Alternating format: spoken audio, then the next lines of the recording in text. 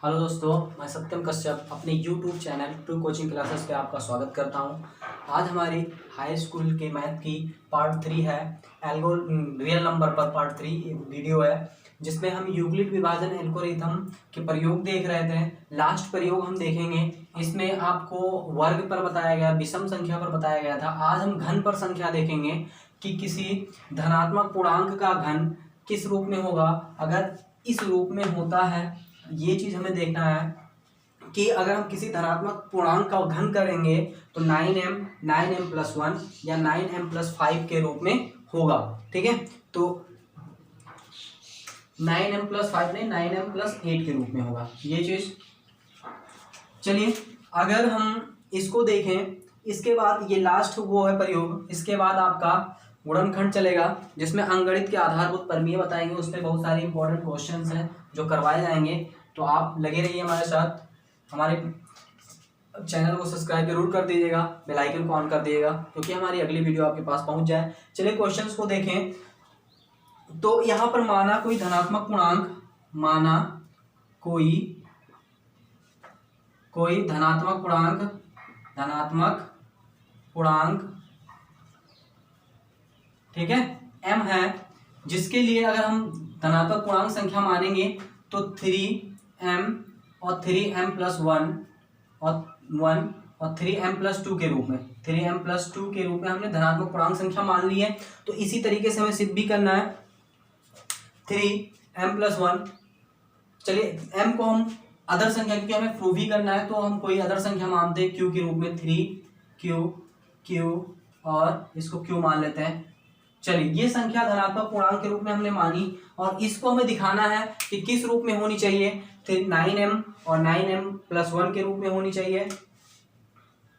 क्यों रूप में है, रूप में है। ठीक है, ये चीज दिखाना है। अगर हम पहली संख्या लें, अगर यूक्लिड विभाजन परिमिका के अनुसार हमने देखा था, अगर संख्या किस रूप में प्रदर्शित की जाती है, अगर a बराबर संख्या है तो bq+r के रूप में, जहां b क्या था, भाजक था, q था भागफल, r क्या था, शेषफल। चलिए, इसी तरीके से हम अगर संख्या ले लें a बराबर 3q, क्या ले लें, a बराबर 3q अगर हम संख्या ले लिए हैं, क्योंकि हमने धनात्मक पूर्णांक मान लिया है 3q के रूप में, 3q+1 के रूप में, 3q+2 के रूप में, क्योंकि हमें घन के रूप में सिद्ध करना है। तो इस तरीके से हमने संख्या मान ली। आगे हम क्या करेंगे, इस संख्या का घन करने पर दोनों पक्षों का घन करने पर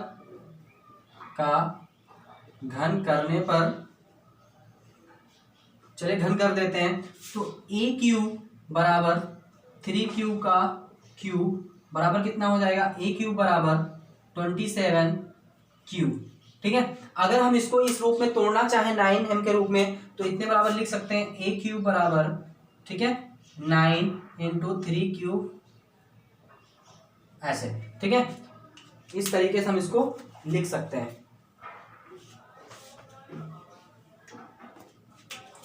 a बराबर 3Q का होल स्क्वायर, इधर भी होल क्यूब करेंगे, तो AQ बराबर यहां हम लिख सकते हैं 3Q का स्क्वायर करेंगे 27Q हो जाएगा। और यहाँ पर अगर हम तोड़ना चाहें इसको, तो किस रूप में हमें बनाना है, 9m के रूप में बनाना है। तो 9m के रूप में आप कैसे बनाओगे, 3 × 9 क्या करोगे आप, 9 × 3Q, इस तरीके से। जहां आप मानोगे 3Q बराबर m, क्या हो जाएगा, AQ बराबर आपका निकल आएगा 9m।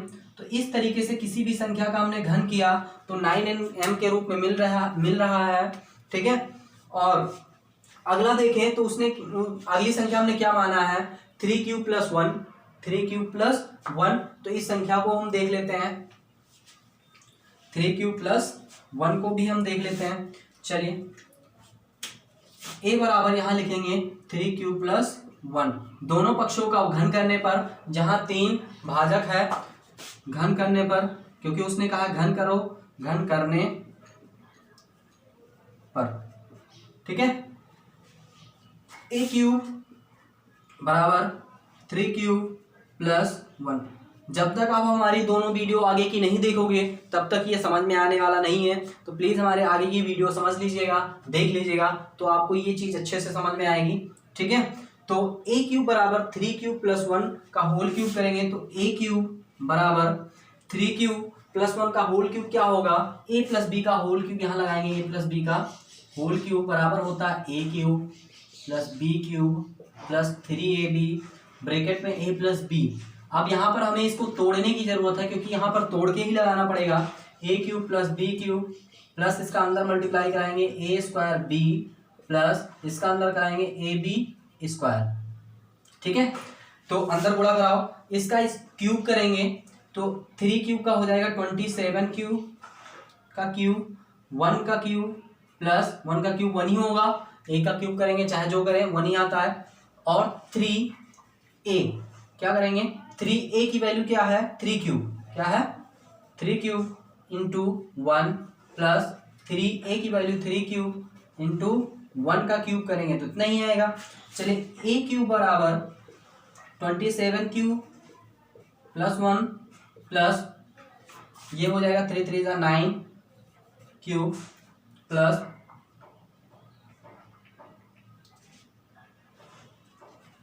यहां पर देखिए स्क्वायर था, क्या था स्क्वायर था, तो हो जाएगा 3 into 9 Q square plus 3 3 9 cube. ठीक है, अब यहाँ पर देखिए आगे 3 cube plus 27 cube plus 1 plus इसको हम आगे तोड़ेंगे तो 3 27 और ये हो जाएगा कितना हमारा क्यू स्क्वायर प्लस 9 क्यूब। देखिए हमें लाना क्या है, ये चीज़ हमें देखिए हमें लाना क्या चीज़ प्राप्त करना है, इस चीज़ को हमें लाना है। तो यहाँ पर हम क्या करेंगे, इस संख्या को इधर लिखेंगे, ए को पीछे लिखेंगे, ए क्यूब बराबर 27 cube plus 27 Q square plus 9 cube plus कितना 1। इस तरीके से हमने इसको लिख दिया। अब देखिए हम क्या करेंगे, इसको इनमें से कॉमन ले लेंगे। इसमें से कॉमन क्या है, 3 के रूप में हमें कॉमन लेना है, 9 के रूप में कॉमन लेना, 9 के रूप में हमें प्रूव करना है, तो 9 ही कॉमन लेंगे यहाँ पर, और 9 कॉमन मिल भी रहा है तो यहाँ पर लिखेंगे 9 कॉमन ले लेंगे। ए क्यूब बराबर हो जाएगा 9, तो हो जाएगा 9 का टेबल पढ़ेंगे 3 टाइम जाएगा 3 क्यूब, 9 का टेबल इसमें पढ़ेंगे, 9 कॉमन ले रहे हैं तो तीनों में से कॉमन लेंगे तो 9 से इसमें भाग कराएंगे, 9 से इसमें भाग कराएंगे और 9 से इसमें भाग कराएंगे, तो भाग कराएंगे 3 क्यूब और 27 3 cube square plus cube plus कितना 1। अब इतने बराबर हम क्या मान लेंगे m, इतने बराबर क्या मान लेंगे, जहां यहाँ लिखेंगे जहां 3 q plus 3 q square plus q equal to m, इसमें उठा के रख दोगे 9m प्लस 1 के रूप में ये संख्या आपकी निकल आएगी। ठीक है, तो इस तरीके से आपका, अगर हमने a बराबर 3 क्यू प्लस 1 दिया है तो कह रहा था घन करो तो ये संख्या मिलनी चाहिए, तो घन किया हमने तो ये संख्या हमें मिली लास्ट में, और जो एक्स्ट्रा संख्या थी उसको घन के रूप में हमने क्या मान लिया, m के रूप में डिनोट कर दिया, m के रूप में दिखा दिया। तो इस तरीके से हम 9m प्लस 1 के रूप में किसी भी घन संख्या को व्यक्त कर सकते हैं। अगर अगली संख्या की बात की जाए, 9m प्लस 8 सिद्ध करना है तो 3 संख्या दी गई थी, तो अपनी तरफ से हमने 3 संख्या मानी थी 3, क्योंकि ये 3 के 9 के रूप में, मतलब 3 के गुणनखंड के रूप में, इसीलिए हमने 3 क्यू प्लस 1 3 क्यू प्लस 2 के रूप में संख्या मानी है। चलो अगली संख्या अगर लेते हैं, अगली संख्या अगर हम लें,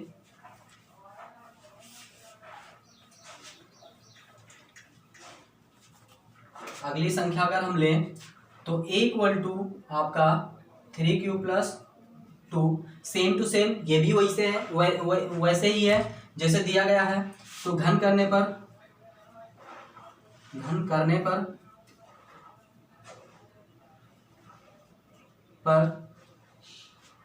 a cube plus 3 cube plus 2 का होल क्यूब, तो a क्यूब करेंगे, यहाँ से लगाते हैं, यहाँ से a क्यूब करेंगे बराबर a प्लस बी का होल क्यूब, फार्मूला अभी हमने लिखा था, ए क्यूब मतलब 3 क्यूब का whole cube plus B cube मतलब 2 का cube plus 3 A B square A square B plus 3 B square A. ये फार्मूला था हमारा। फार्मूला पहले लिख देते हैं, उसके बाद रखते हैं इसमें।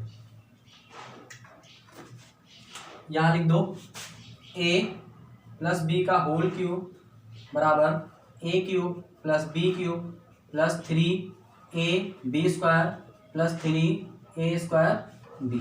ठीक है, अब रखो उसमें a क्यूब मतलब 3 क्यूब का whole cube plus b cube मतलब 2 का क्यूब प्लस c क्यूब मतलब c क्यूब नहीं 3ab मतलब 3a की value 3 cube plus b cube मतलब 2 का क्यूब 2 का स्क्वायर है 2 का स्क्वायर प्लस 3a स्क्वायर मतलब 3 क्यूब का स्क्वायर, दो लोग हैं ब्रैकेट के अंदर इंटू 2। इस तरीके से हमने लिखा तो a क्यूब बराबर ये हो जाएगा कितना 27 क्यूब का क्यूब और 8 हो जाएगा और प्लस कितना हो जाएगा, देखिए 2 दूनी 4 हो जाएगा, 4 36 हो जाएगा, मल्टीप्लाई कर लेंगे 3 3 जा 9 4 जा 36 प्लस 3 3 जा 9 9 54 मल्टीप्लाई कर लीजिएगा इधर 3 इंटू 3 इंटू 3 इंटू 3। ठीक है, और ये हो जाएगा क्यू स्क्वायर।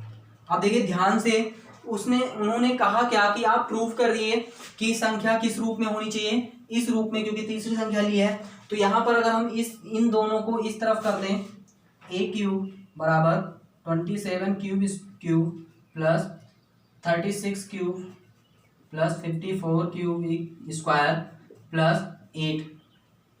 अब यहाँ से अगर हम कॉमन ले लेंगे ए क्यूब बराबर, तो यहाँ पर क्या हो जाएगा 27 कॉमन ले लीजिए, यहाँ से 9 हमें कॉमन लेना है क्योंकि 9 के रूप में प्रदर्शित करना दिखाना था। तो यहाँ हो जाएगा 3 क्यूब प्लस 4 क्यूब। देखिए 9 से इसमें टेबल पढ़ेंगे 3 बार जाएगा, 9 से इसमें टेबल पढ़ेंगे 4 टाइम जाएगा, 9 से इसमें टेबल पढ़ेंगे कितना जाएगा 6 टाइम जाएगा स्क्वायर, और प्लस 8 के रूप में हमें बदलना था तो इसको हमने अलग कर दिया। चलिए देखते हैं,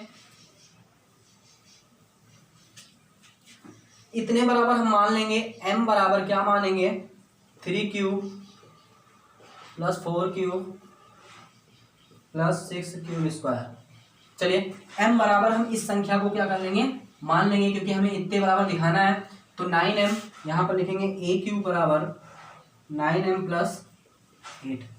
ठीक है, ये आपकी संख्या दिखा दी जाएगी कि किसी संख्या का घन किस रूप में होता है। 9m प्लस 1 अगर कोई भी संख्या अगर मान ली जाए, अगर इस तरीके से अगर आपको इस रूप में संख्या को घन के रूप में प्रदर्शित करना है तो संख्या किस रूप में होगी 3 क्यूब प्लस 1 3 क्यूब प्लस 2 के रूप में संख्या होगी। तो उसका घन करेंगे तो किस रूप में संख्या आएगी 9m प्लस 1 9m प्लस 8 के रूप में संख्या आएगी। समझ में आया? चलिए आगे देखते हैं।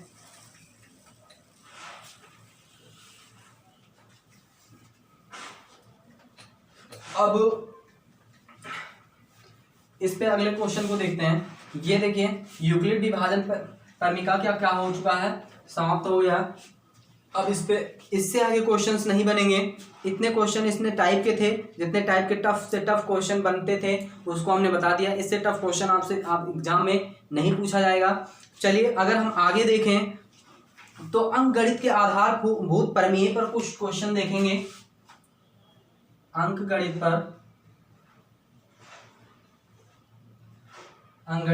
आधारभूत प्रमेय पर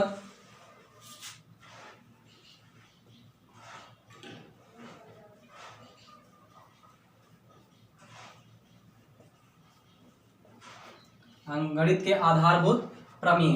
ठीक है, तो इस पे क्वेश्चंस नंबर 1 देखेंगे, कैसे क्वेश्चंस आपसे पूछे जाएंगे।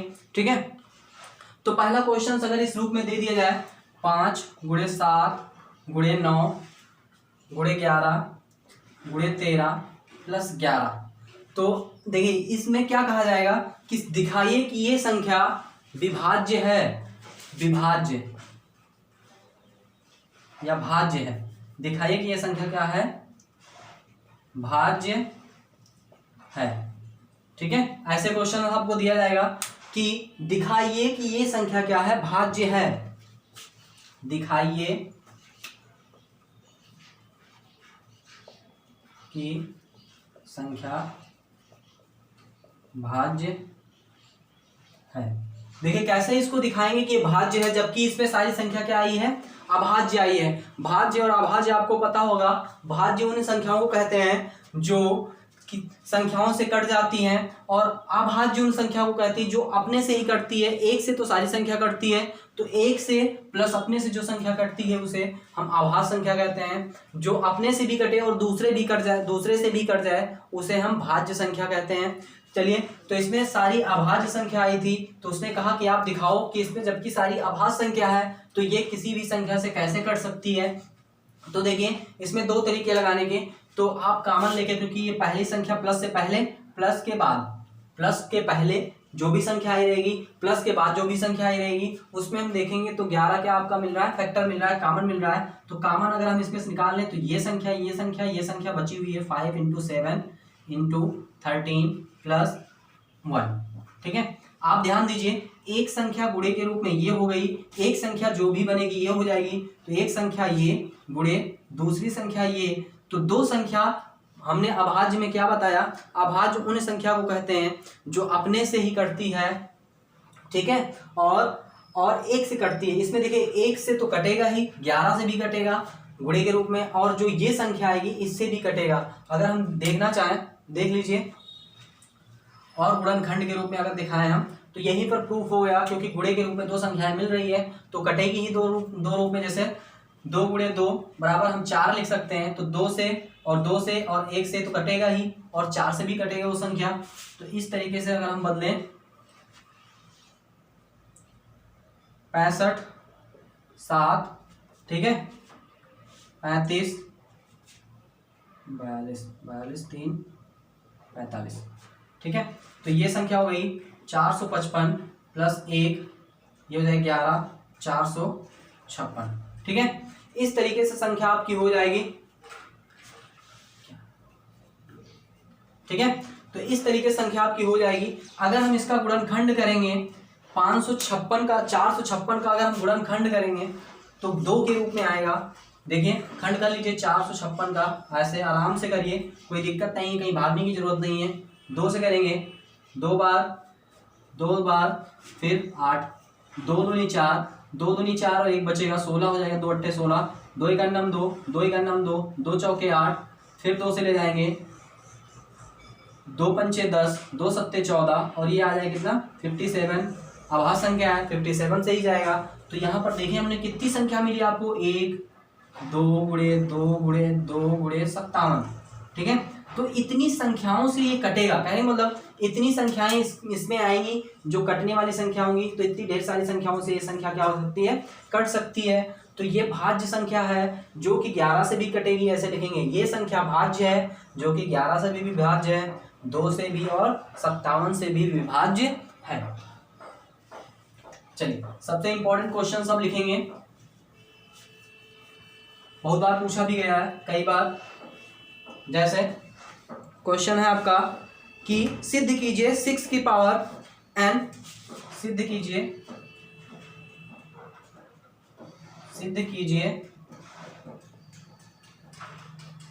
16 की पावर n का अंतिम अंक का अंत का अंक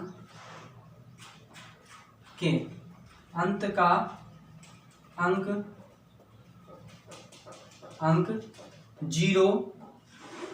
0 या 5 से नहीं विभाज्य है, 0 या 5 से 5 नहीं आता है,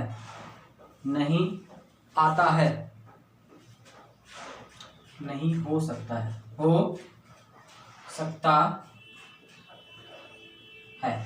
ठीक है, जहां n प्राकृतिक संख्या है, जहां n क्या है, प्राकृतिक संख्या, 0 और 5 नहीं हो सकता। देखिए कैसे नहीं हो सकता 0 और 5, क्योंकि यहां पर दिया क्या है 16 की पावर n।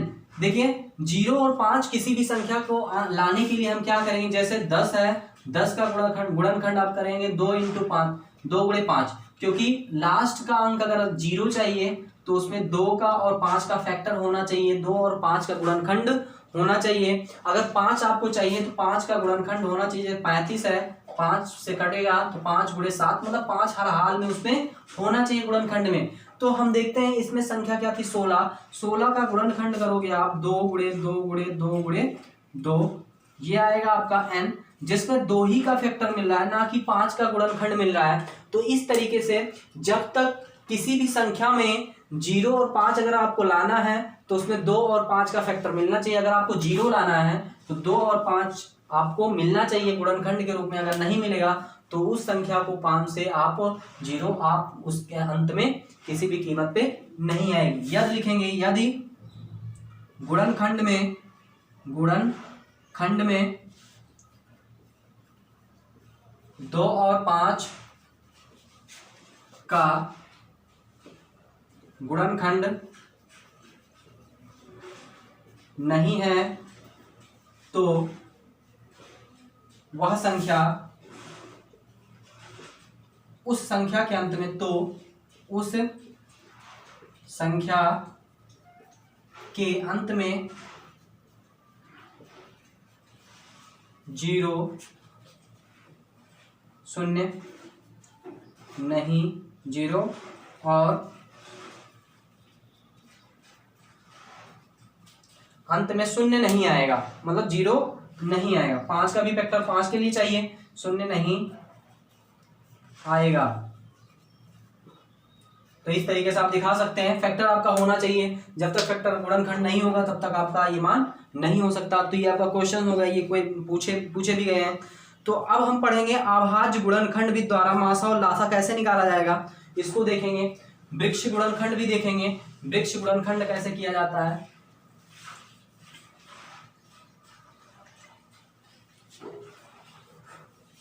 अगर अभी तक हमारे चैनल को आप सब्सक्राइब नहीं किए होंगे तो सब्सक्राइब कर लीजिएगा, क्योंकि ये क्लास लगातार चलती रहेगी, आपका कोर्स लगातार खत्म होता रहेगा।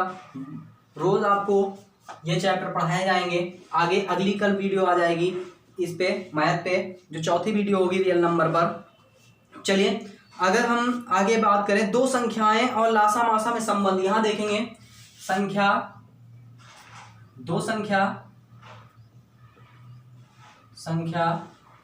और लासा और मासा में संबंध। अभी दो संख्या पर देखेंगे, उसके बाद तीन संख्या पर। जो तीन संख्या वाला है वो थोड़ा टफ है। तो दो संख्या जो होगी तो आपका फार्मूला होता है, सूत्र जो होगा क्या होगा, पहली संख्या गुणे दूसरी संख्या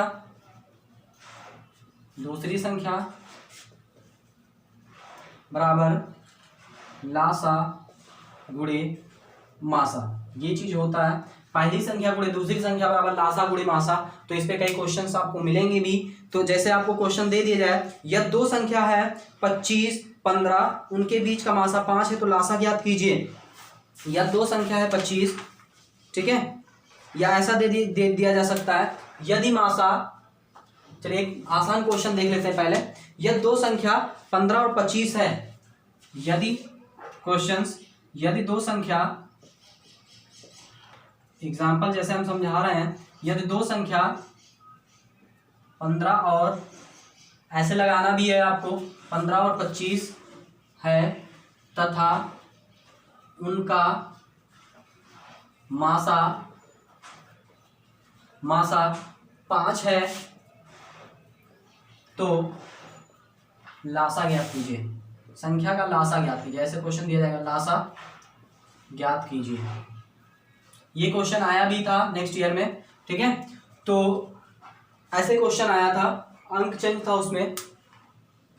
तो पहली संख्या यहां लिख दीजिए ऐसे, पहली संख्या बराबर 15, दूसरी संख्या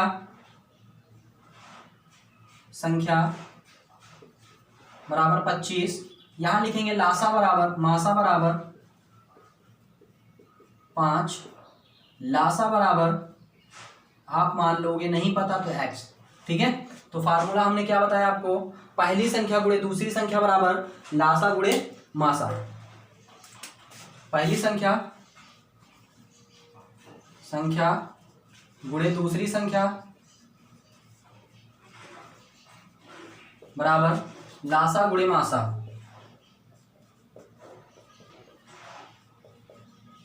ठीक है, तो पहली संख्या आप रख दीजिए 15, दूसरी संख्या 25, लासा है आपका, मासा सॉरी 5, और लासा है आपका x।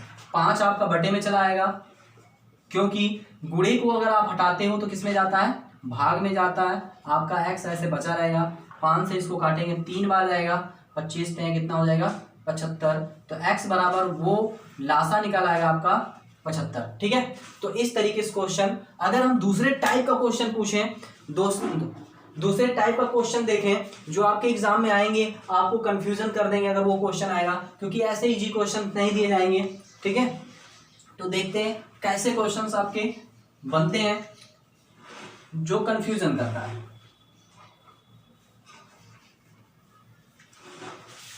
चलिए, जैसे क्वेश्चन दे दिया जाए आपके, यदि मासा 35 और 45, क्वेश्चन यदि मासा, ये आपके बुक में भी क्वेश्चन दिया होगा, मासा 35 और 45 ऐसे ब्रैकेट के अंदर करके बराबर कितना है 5 है, तथा लासा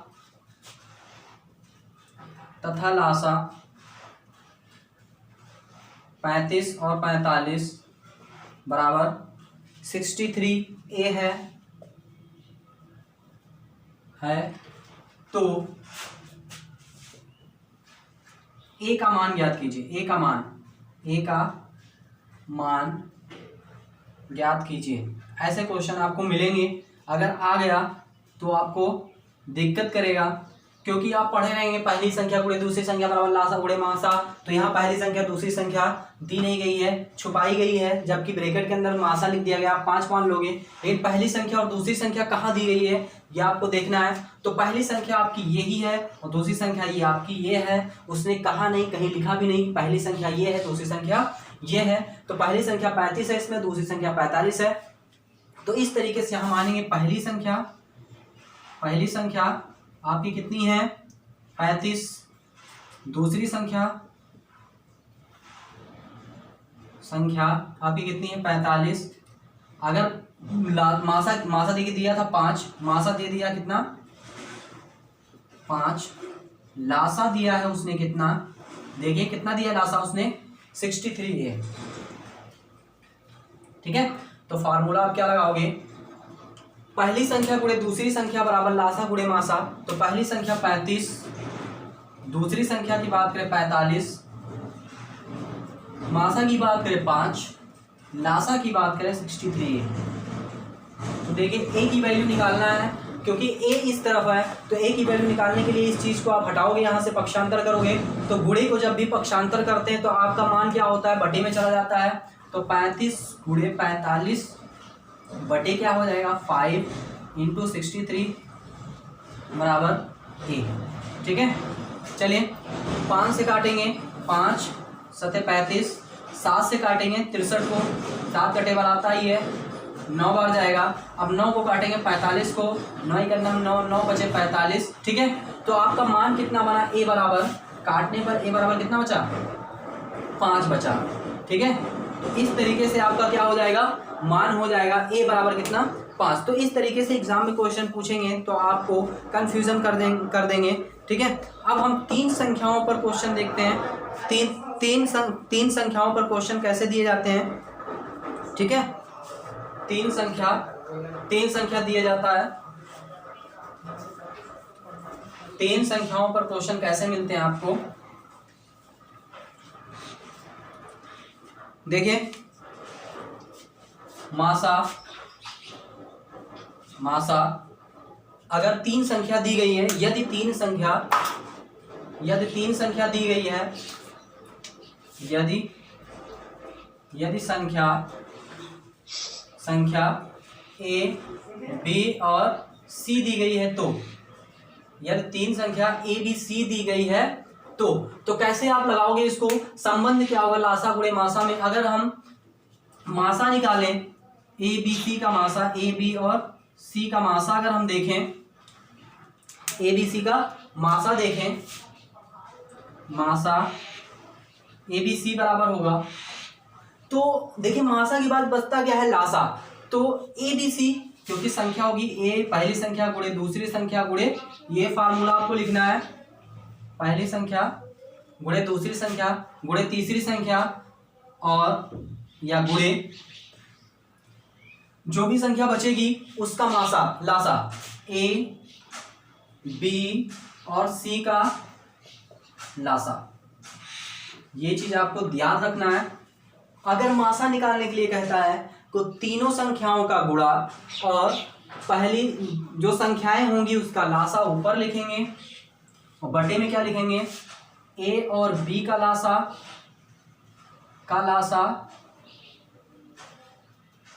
गुणे बी और सी का लासा,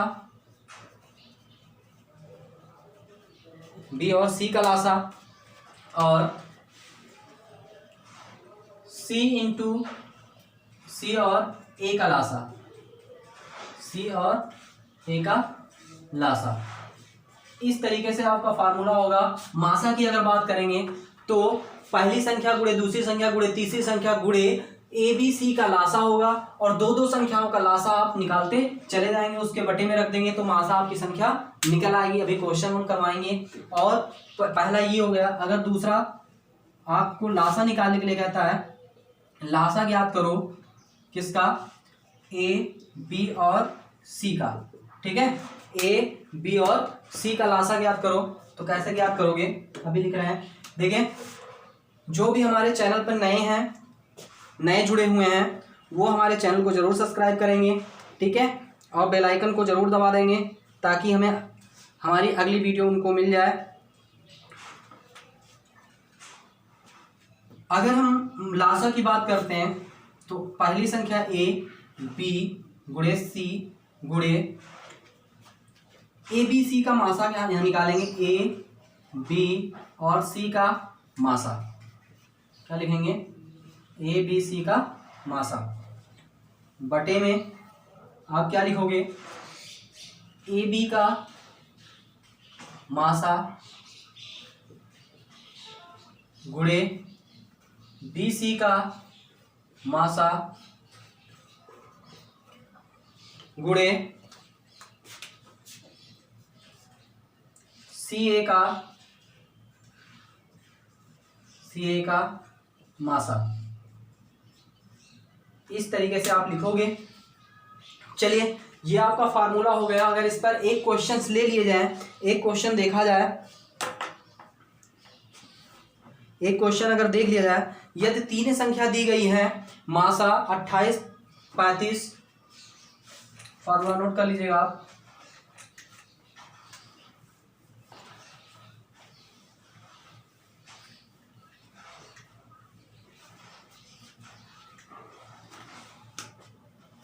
यदि तीन संख्या, यदि मासा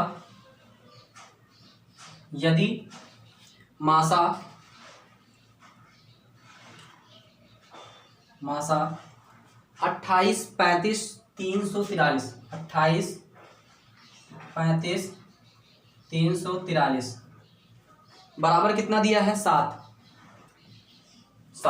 ठीक है। तो लासा ज्ञात कीजिए। तो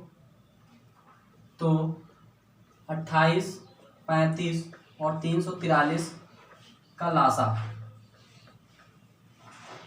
तो ध्यान से देखिए, तो हमें लासा निकालने के लिए कहा है तो लासा बराबर लिखेंगे, फार्मूला अभी हमने बताया आपको, ठीक है। पहली ए बी सी, ये ए है, ये बी है, ये क्या है? सी है। तो लिखेंगे तीनों का गुणा 28 गुणे 35 गुणे 343, ठीक है। अब देखिए उसने क्या कहा?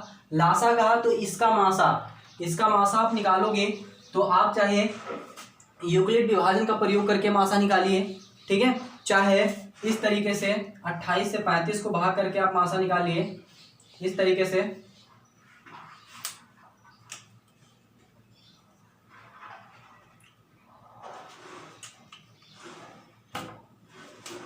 एक बार जाएगा 28 आएगा, यहाँ से 15 में से 7 जाएगा, 7 बचेगा, 28 आएगा, कितनी बार जाएगा 4 बार, ठीक है।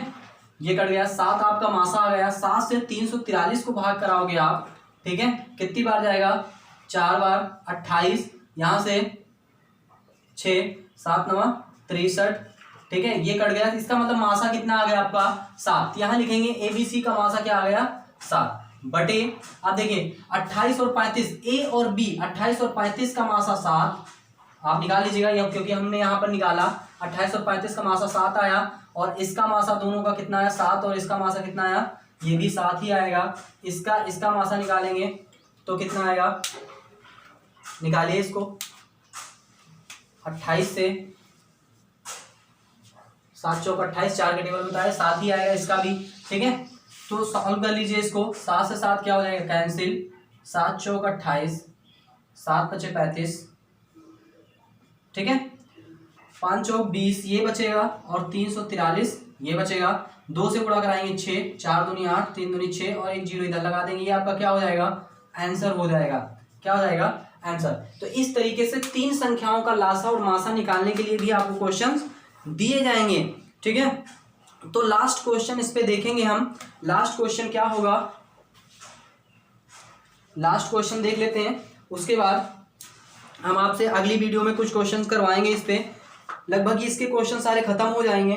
तो एक क्वेश्चन जो पूछे जाते हैं इस टाइप के, तो जरूर देखिए इसको, बहुत इंपॉर्टेंट भी है, और ये कंफर्म रूप से पूछा जा सकता है आपसे। देखिए, यदि संख्याएं 12 और 24 के लासा इतने के रूप में व्यक्त किया जा सकता है तो m का मान ज्ञात कीजिए। यदि संख्या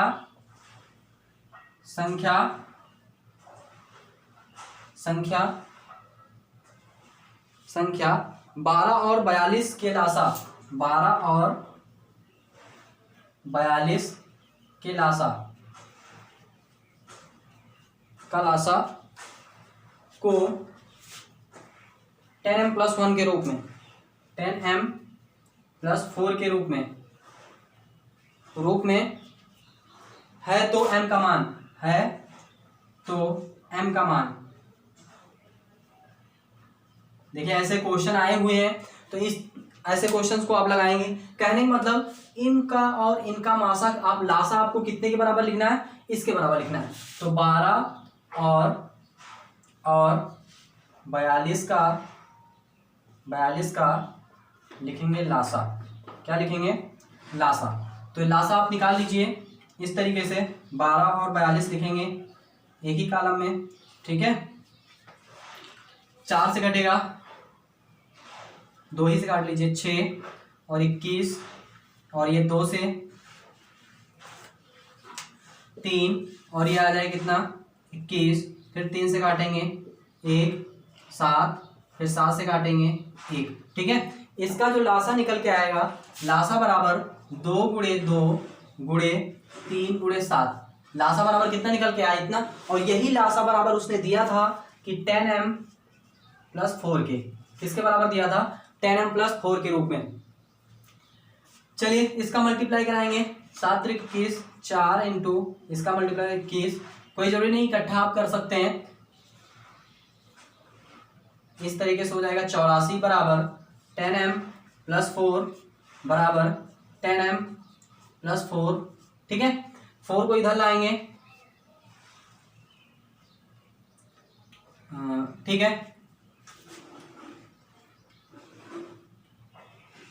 इसको इधर लाइए, 84 - 4 = 10m, ये हो जाएगा 80 बराबर 10m, ठीक है। अब देखिए ये प्लस में था तो इधर आ गया माइनस में, अब हमें 10 को हटाना है, तो 10 को जब हटाएंगे तो ये किस में जाएगा, भाग के रूप में, 80 बटे कितना 10 बराबर m, 0 0 क्या हो जाएगा, कट जाएगा, तो m बराबर आपका निकल आएगा 8, m की वैल्यू क्या है यहाँ पर 8। तो इस तरीके से आपके क्वेश्चन मिलेंगे।